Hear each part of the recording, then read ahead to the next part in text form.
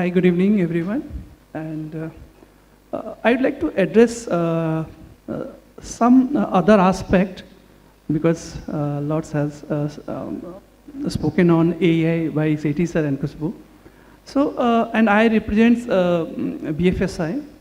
So when we say cyber risk, fraud risk, or compliance risk, so compliance or regulatory requirement is laid down by a different regulator to protect us from this cyber and fraud risk. So if we are protecting or implementing effective controls, automatically we'll comply with the compliance risk. Now on a cyber risk and fraud risk. So let's address first cyber risk. In a BFSI, because we are sort of fiduciary for our customer, we have a confidential or personal information about our individual customer because we are lenders.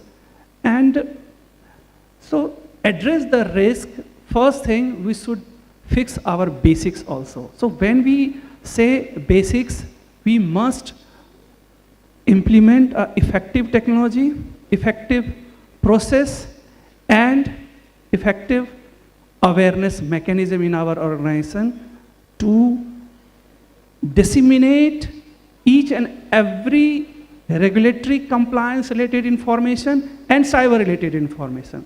Let's start with cyber risk. Few controls like vulnerability management, access control, and third party risk. These are the three basic controls every organization must address. And fourth, that is on top of that, the testing of all these controls. These three controls are main pillar to protect from cyber risks. And test of all these controls periodically.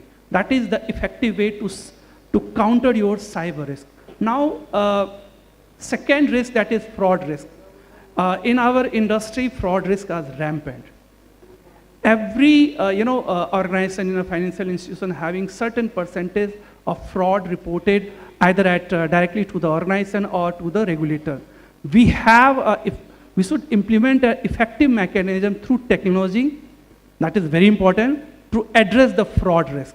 Because fraudsters are coming with a different mechanism, like hackers. Like hackers are using now AI to penetrate in your organization. Same way, fraudsters are using different mechanism to conduct a fraud with you. So there are multiple regulations also like UCIC, dupe regulation in a BFSI to counter these fraud risk.